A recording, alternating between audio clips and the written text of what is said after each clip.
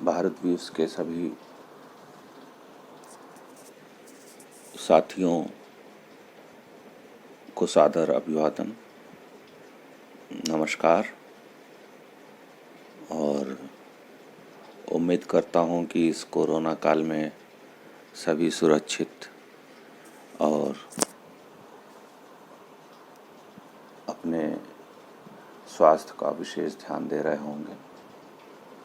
बातचीत शुरू करने के आरंभ में सभी से अनुरोध कर लूँ कि अनावश्यक घर से बाहर ना निकलें। जब बहुत आवश्यक हो तभी घर से बाहर जाएं, क्योंकि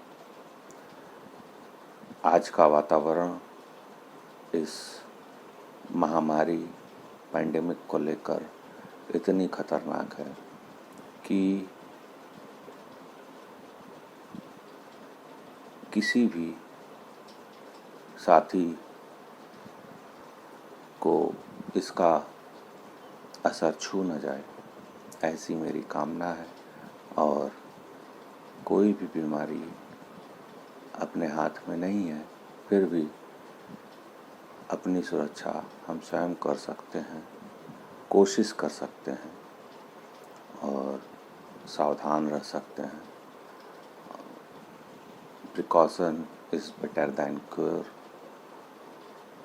चलिए अब हम अपनी बात आगे प्रारंभ करते हैं। कल हमने बंगाल चुनाव के भाग एक पहला भाग में अपनी बात रखी थी। उसमें हमने विशेष तौर पे एक सामान्य बातचीत रखी और रूपरेखा बंगाल, क्योंकि किसी भी चीज़ को समझने के उसके चुनावी वातावरण को समझने के लिए उसके पृष्ठभूमि को समझना मेरे विचार से ज़्यादा अच्छा होता है, क्योंकि प्रत्येक राज्य, प्रत्येक क्षेत्र, प्रत्येक समाज की अपनी परिस्थितियाँ होती हैं। वोटिंग करने के लिहाज से सोच होता है, दृष्टिकोण होता है। क्षेत्रीय पार्टियां जहाँ जहाँ हैं उनका अपना प्रभाव होता है। कहीं पे जातिगत प्रभाव होता है, समीकरण काम करता है। कहीं पर कोई दूसरा समीकरण काम करता है। कहीं पर अल्पसंख्यकवाद, कहीं पे बहुसंख्यकवाद, इस टाइप की चीज़ें काम करती हैं, समीकरण काम करते हैं। कहीं पे विकास की चीज़ें काम करती हैं, कहीं पे आपका देखने का नज़रिया कुछ और हो सकता है और सोचने का नज़रिया कुछ और हो सकता है। क्योंकि आप जहाँ देखिए कि यूपी और बिहार में आप देख लीजिए कि मुस्लिम यादव समीकरण एक मोर्चा है, दूसरे मोर्चे के रूप में आपके कुछ स्थानीय जातिगत उभार वाले जो है छोटे छोटे दल काम करते हैं। वहीं पर जो है राष्ट्रीय परिदृश्य में भाजपा जैसी पार्टी काम करती है। हालांकि राष्ट्रीय परिदृश्य में कांग्रेस भी हुआ करती थी किसी समय में, लेकिन आज मुझे कहने में कोई गुरेज और संकोच नहीं है कि कांग्रेस राष्ट्रीय स्तर की पार्टी नहीं रह के एक परिवार की सोच या संकुचित सोच वाली पार्टी रह गई है। चूँकि 70 साल और आज़ादी की, भारत की आज़ादी में इस पार्टी का, कांग्रेस पार्टी का इतना योगदान था कि एक साथ ख़त्म नहीं हो सकती और ख़त्म होना भी नहीं चाहिए। क्योंकि किसी भी लोकतांत्रिक प्रक्रिया में अगर विपक्ष ना हो, और सबसे बड़ा दुर्भाग्य आज की तारीख में ये है कि पॉजिटिव सोच वाला राष्ट्रीय स्तर पे कोई भी विपक्ष आज की तारीख में नहीं है, जो कि भाजपा और नरेंद्र मोदी जी का मुकाबला उन्हीं की सोच के अनुरूप रहकर, उन्हीं की राष्ट्रीयता की भावना के अनुरूप चलकर, या जो आज की जनता चाहती है उसके अनुरूप रहकर अपने को ढाल कर, जो, क्योंकि आज का युवा काफ़ी पढ़ा लिखा है, समझदार है, वह अपनी राष्ट्रीय भावनाओं से इतर नहीं जाना चाहता।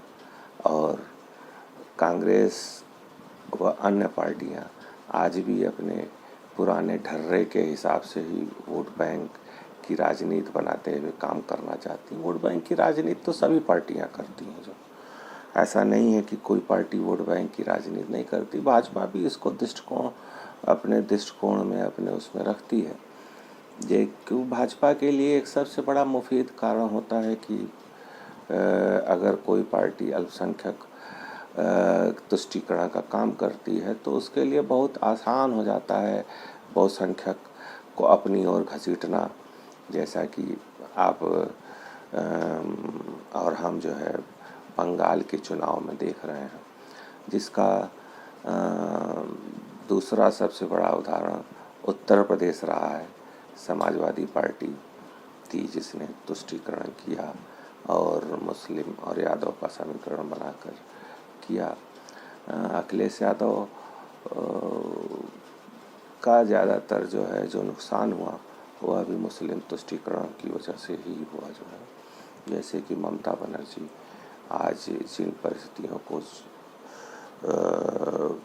पैदा की हैं और हाशिए पर आने की स्थिति में आ गई हैं।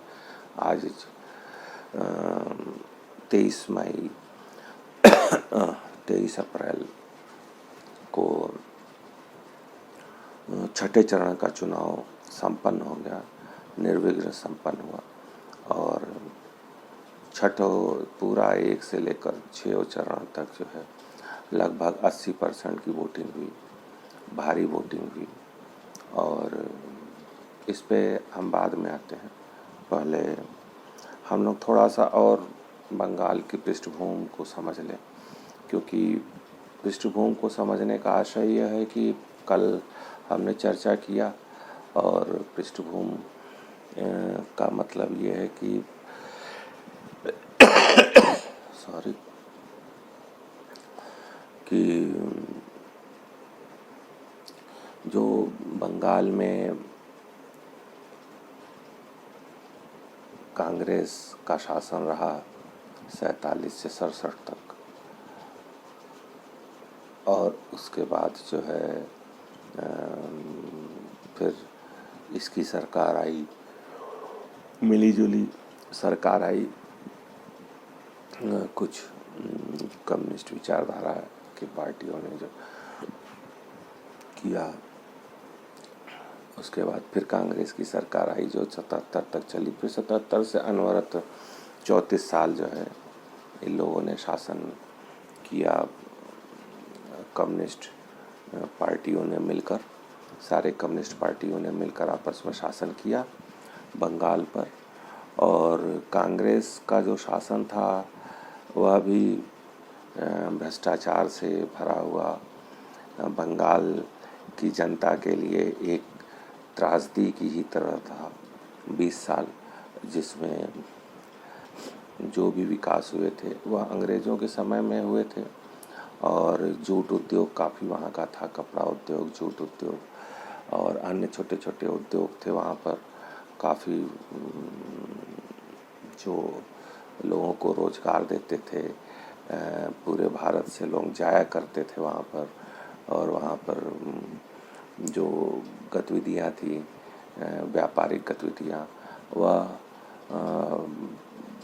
वहाँ के जो व्यापारिक प्रतिष्ठान थे और जो गतिविधियों का संचालन करते थे, काफ़ी एक सांस्कृतिक धरोहर को समेटे हुए, सहेजे हुए कलकत्ता और बंगाल में देखा गया। मैं भी जब वहाँ गया कलकत्ता में, क्योंकि हमारे रिश्तेदार भी वहाँ रहते थे, वहाँ मैं जाता था अक्सर। और उसके बाद वहाँ मैं अभिभूत रहता था वहाँ पर। जब 80 और 90 के दशक पे जाना हुआ तो काफ़ी रिच लगता था। लेकिन वो एक बचपन का एक देश का नज़रिया था कि गांव से निकल के एक बच्चा वहाँ गया, वहाँ पर उसने शहर की वैभवता देखी और जो है बड़े बड़े मकान और वो सुविधाएं और ट्राम और ये सारी चीज़ें जो बंगाल का अपना एक स्वभाव है। ऐसी स्थिति में कांग्रेसियों को परास्त करने के बाद जब कम्युनिस्ट आए तो कम्युनिस्टों ने भूमिहीनों, सर्वहारा वर्गों की बात की और किसानों की बात की।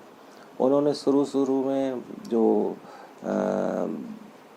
भूमि हीनों को जो है भूमि दिलाने का काम किया, इसमें कोई वो नहीं है कि शुरू के 5-10 वर्षों में उन्होंने जो निर्धन श्रमिक वर्ग थे उनके पक्ष का काम किया और किसानों को जो जिनके पास खेत ज़्यादा हुआ करते थे उनसे खेतों को लेकर उनको भूमिहीनों को खेत देने का काम किया। और लेकिन धीरे धीरे एक समय के बाद जैसे सत्ता का जो बुराई होता है, सत्ता की जो बुराई होती है, सत्ता में जो एक तानाशाही प्रवृत्ति होती है, सत्ता में जो भ्रष्टाचार का डांस होता है, सत्ता में जो जब बार बार आप लगातार सत्ता में आते रहते हैं तो आपके लिए फिर तानाशाह हो जाना कोई बहुत बड़ी बात नहीं होती। आपको लगता है कि जो आप कर रहे हैं वही सत्य है, वही सही है, जो लोकतांत्रिक प्रक्रिया के लिए वास्तव में सही नहीं होता है। परिवर्तन एक निश्चित समय के पश्चात अच्छी बात होती है, या तो फिर पार्टी लोकतांत्रिक तरीके से चले, या जिसमें पार्टी में अपना वो ना हो, या जिस पार्टी का अपना वजूद हिंसात्मक ना हो, या जिसका आधार जिसकी जो है मार्क्सवाद और उसमें बंदूक की क्रांति की बात न कही जाती हो। तो ऐसी पार्टियों के लिए तो सत्ता में रहना ठीक है, लेकिन ऐसी पार्टियों के लिए जिनकी किताब ही खून की बातें करती हो, गोलियों की बातें करती हो, और जिनके सशस्त्र क्रांति और इन सब चीज़ों की बातें, खून खराबे की बातें करना बहुत अच्छी बात नहीं होती। तो कम्युनिस्ट पार्टी ने 2000 तक आते आते जो है 2000 के आसपास 95-2000 के आसपास आते आते फिर जो है जिनकी भूमि लेकर किसानों को दी गई थी, फिर वो उनको भूमि वापस वो सब अपना लेने लगे सत्ता के सहयोग से। और फिर उसके बाद सरकार ने जो है भूमि वापस करने के लिए जो है उसमें सरकार का सहयोग रहता था और उन्होंने एक्ट भी पास किया उसके संदर्भ में। तो ऐसी परिस्थिति में धीरे धीरे लोगों में निराशा बढ़ती गई और जो उद्योग धंधे थे, कल कारखाने थे, वहाँ पर यूनियनबाजी को बढ़ावा दिया जाने लगा, वहाँ पे सिंडिकेट को बढ़ावा दिया जाने लगा। सारे काम, सारी चीज़ें जो भी उनके कम्युनिस्ट सिंडिकेट से नहीं जुड़ा होता था उसको हिस्सेदारी नहीं मिलती थी, या अगर उसको सिंडिकेट के माध्यम से हिस्सेदारी लेनी होती थी तो पैसा भ्रष्टाचार के माध्यम से उनको सिंडिकेट के लोगों को पैसा देना पड़ता था। ऐसी परिस्थिति में निराशा और बंगाल की जनता में हताशा होना स्वाभाविक था और धीरे धीरे उनको भी एक विकल्प की आवश्यकता थी, जिसका उन्होंने 2006 के लोकसभा चुनाव में जब ममता बनर्जी ने 2001 के आसपास अपनी पार्टी अलग बनाई और पार्टी अलग बनाने के बाद उन्होंने भाजपा के साथ गठबंधन किया। 2003 में जब 4 में 2002 में जब इनकी सरकार, अटल बिहारी वाजपेयी की सरकार जो है नहीं बनी और कांग्रेस की सरकार बनी, उस समय तृणमूल कांग्रेस ने लोकसभा में अच्छी खासी सीटें जीती और उसके पश्चात जो है तभी लगने लगा कि ममता बनर्जी के पक्ष में जनता ने लामबंद होना शुरू कर दिया है। सेम परिस्थिति यहाँ पे दोनों का कंपैरिजन करने का तात्पर्य एक सेम परिस्थिति यहाँ पर विधानसभा चुनाव के पहले 2019 के लोकसभा चुनाव में भी लगभग बराबरी का बंटवारा बंगाल की जनता ने किया, जिसमें भाजपा को 18 लोकसभा सीटें दी, जबकि भाजपा का हर बूथ पे बस्ता भी नहीं था, हर बूथ पे कार्यकर्ता नहीं था और बूथ लेवल पे कार्यकर्ता न होना, बस्ता न होने के बाद भी अगर कोई पार्टी 18 सीटें लोकसभा में जीती है तो बहुत बड़ी बात मानी जाती है। उसी प्रकार 2006 के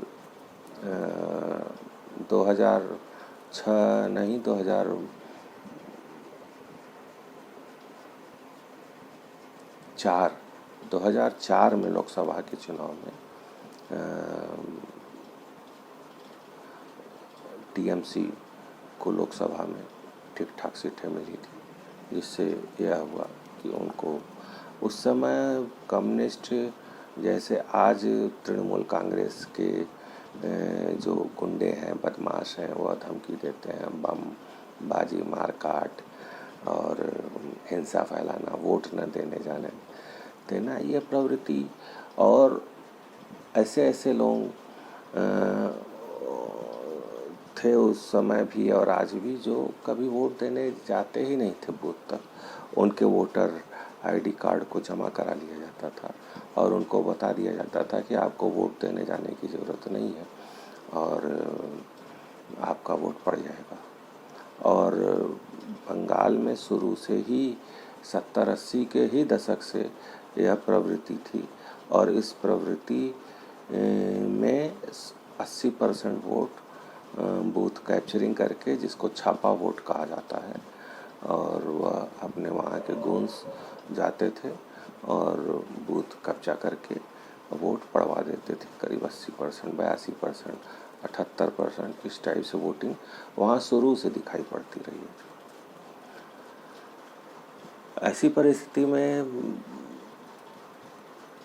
इसी प्रकार सत्ता जो है ममता बनर्जी को खून खराबा के बाद और सेंट्रल सीआरपीएफ के 6 चरणों के चुनाव के पश्चात मिला और सेम स्थिति ममता बनर्जी ने, बल्कि उससे वर्स्ट स्थिति वहाँ की जनता के लिए कर दिया। धमकी देना, मार काट और ये सारी चीज़ें, और जिसका परिणाम, दुष्परिणाम ये रहा कि जनता काफ़ी दुखी, व्यथित और नौकरी किसी के पास नहीं, लोगों के पास किसानों का जो अन्न था उसको भी सस्ते दाम पे सिंडिकेट वाले ले लेते थे। जैसे गेहूँ सरकारी रेट 1920 रुपया, 22 रुपया इसी प्रकार है, उसको 1000 रुपया, 800 रुपये में ज़बरदस्ती किसानों से ले लेते थे। और उसको जो पंजाब और दूसरे जगहों के, आगे हम आपको किसान आंदोलन के बारे में जब चर्चा करेंगे तो ये जिक्र करेंगे वहाँ पर, तो वहाँ पे जो बंगाल के जो सिंडिकेट वाले थे वो किसानों से उनका गेहूँ चावल ज़बरदस्ती खरीद लेते थे और उसकी खरीदारी करने के बाद उसको पंजाब के आढ़तियों और बड़े बड़े व्यापारियों को वह फ़ायदे में बेच देते थे और जिसका वह पंजाब ले जाकर एफसीआई में बेचा करते थे। तो किसानों को उनकी पैदावार भी नहीं मिलती थी, पीने को पानी नहीं, पूरे बंगाल में व्यापार नहीं। जब उद्योग धंधे नहीं है, व्यापार नहीं है, लोगों के पास पैसा नहीं है तो बिजनेस कहाँ से होगा। गरीब जनता के दम पे कभी कोई छोटी छोटी दुकानों चलाकर कहाँ से जो है व्यापार और उन्नत करेगा। सबसे बड़ा आश्चर्य की बात ये रही कि सोशल मीडिया का धन्यवाद इस रूप में देना चाहिए कि कम से कम जिस बंगाल और पश्चिम बंगाल को एक ऐसी नज़र से दृष्टिकोण से देखा जाता था कि सोशल मीडिया न होने के समय या उसके पहले यह समझा जाता था 2000-2005 तक यही छात्र जीवन के आसपास हम लोग मानते रहे कि पश्चिम बंगाल एक संपन्न और बहुत ही एक ऐसा राज्य है जहाँ पे खुशहाली योग गरीबी तो सभी जगह होती है, लेकिन वहाँ भी महाराष्ट्र और दिल्ली की तरह काफ़ी पैसा और सारी चीज़ें।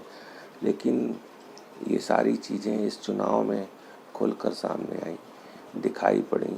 लोगों ने जब मीडिया ने और पक्ष विपक्ष के दोनों मीडिया हाउसेस ने जो है छोटे छोटे, क्योंकि पहले जो मीडिया एक चला देता था, जो बता देता था, जो पैसे वालों की मीडिया थी उनको मैनेज करके चला दिया जाता था। जैसे आज कोरोना काल में मीडिया को मैनेज कर लिया जाता है, चुनाव में मीडिया को मैनेज कर लिया जाता है।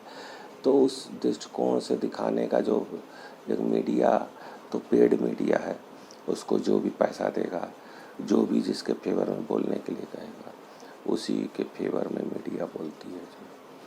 लेकिन जो छोटे छोटे पत्रकार, स्वतंत्र पत्रकार, यूट्यूबर, ये हमारे जैसे छोटे छोटे लोगों ने जब अपनी आंखें खोली और उनको समझ में आया कि वास्तव में ज़मीनी स्थिति इतनी ख़राब है, और जो दिल्ली में बैठे हुए लुटियंस मीडिया, एसी में बैठे हुए अनावश्यक रूप से जो हर हफ्ते आपको चुनाव का गणित समझा रहे थे और ममता बनर्जी या सरकारों के कामकाज को दिखा रहे थे, सब धरातल पर शून्य था, जो बहुत दुखद भयावह। जब लोगों को पीने का पानी न मिले, जब लोगों को भरपेट भोजन न मिले, जब लोगों के पास काम न हो, तो ऐसी सरकारों को सत्ता में रहने का कोई फायदा नहीं होता। परिवर्तन होना चाहिए, निसंदेह होना चाहिए।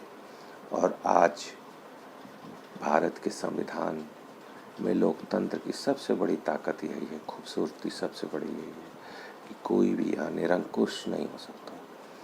जो है वह संविधान है, और संविधान में जो संस्थाएं हैं, चुनाव आयोग है, केंद्र सरकार है, राज्य सरकारें हैं, सबकी अपनी भूमिकाएं हैं, सुप्रीम कोर्ट है, सबकी अपनी अपनी बेहतर ढंग से करने की कोशिश करते हैं। और जहाँ पे जो भी खराबी आ जाती है उसको दूसरा उसको ठीक करने का उपाय भी स्वयं ढूंढ लेता है। तो किसी भी नेता को यह नहीं सोचना चाहिए कि वह जनता के ऊपर है। जनता के ऊपर कोई भी नेता नहीं हो सकता। आप जनता के सेवक हैं, आप जनता के प्रतिनिधि हैं, और आप जनता की सेवा के लिए जनता ने चुना है आपको। लेकिन जब आप जनता के मालिक बन जाते हैं तो आपके मन में निरंकुशता, अहम का भाव आ जाता है।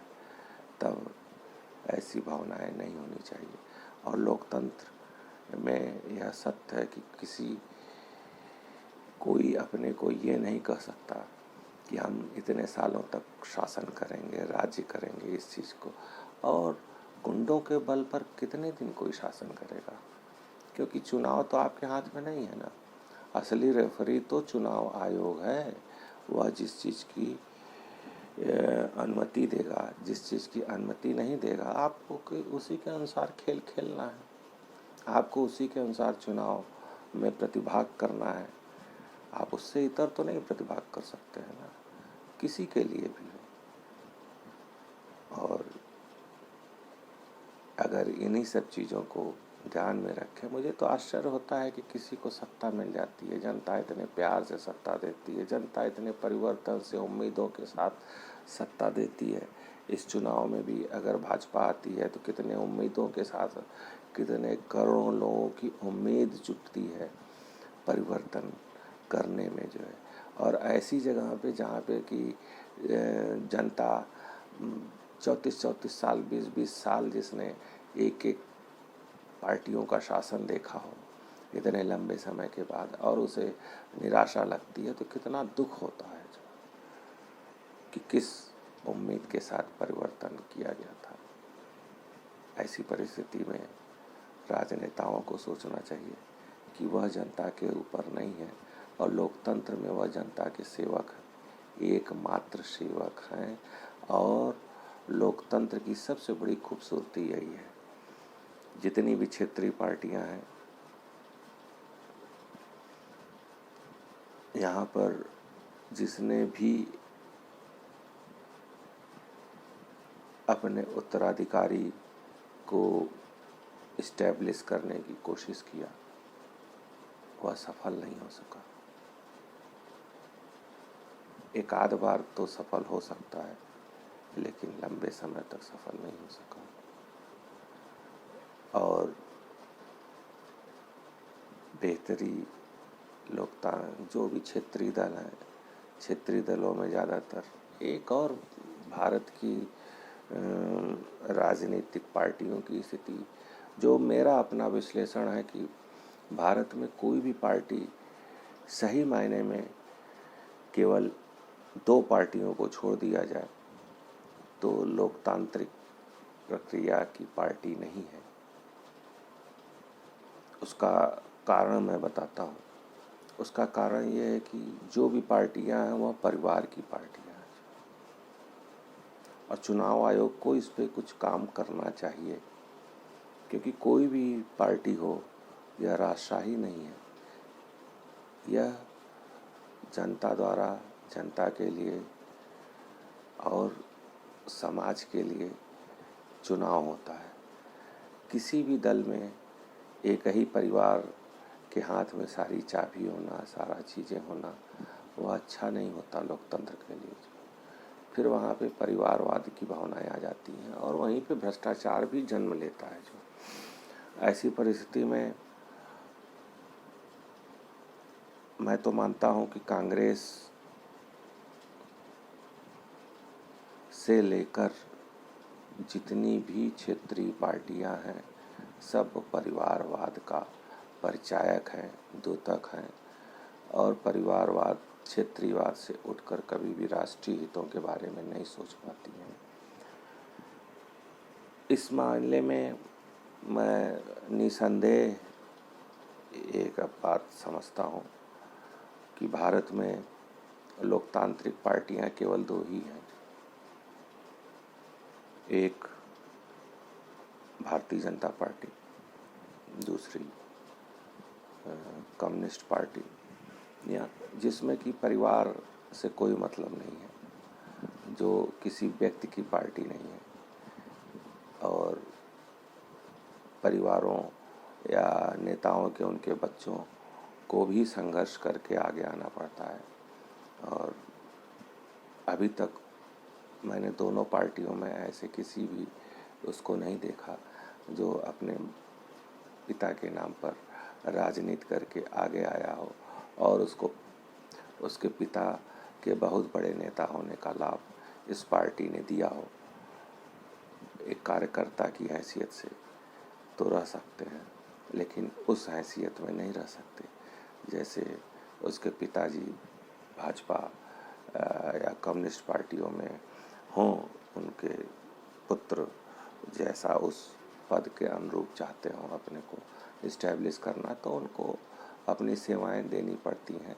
लेकिन अभी तक ऐसा एक भी उदाहरण नहीं है कि जिसका पिता मुख्यमंत्री रहा हो उसका बेटा भी मुख्यमंत्री हुआ हो। जबकि क्षेत्रीय दलों की यही अभिलाषा होती है, उत्कंठा होती है, और यही होता है कि जो क्षेत्रीय दल के मुख्यमंत्री सपा, बसपा, आपका बीजेडी, आपका आरजेडी, आपका तेलुगु देशम पार्टी, उद्धव, एनसीपी, जितने भी हैं XYZ आप उठा कर देख लीजिए, नेशनल कॉन्फ्रेंस उठा के देख लीजिए, सब की यही अभिलाषा और इच्छा है कि मेरे बाद मेरा बेटा और उसके बाद उसका बेटा ही मुख्यमंत्री बने। उसी के हाथ में सत्ता की चाबी हो, उसी के हाथ में पार्टी की चाबी हो, जो कि लोकतंत्र के लिए बहुत अच्छी बात नहीं है। अब आते हैं बंगाल के परिप्रेक्ष्य में, फिर से काफ़ी दूर चले गए थे। तो बंगाल में कम्युनिस्ट पार्टियों का शासन 2011 तक चला। जनता में घोर निराशा, भ्रष्टाचार, स्वच्छ पानी नहीं, बेरोजगारी, विकास के नाम पर शून्य,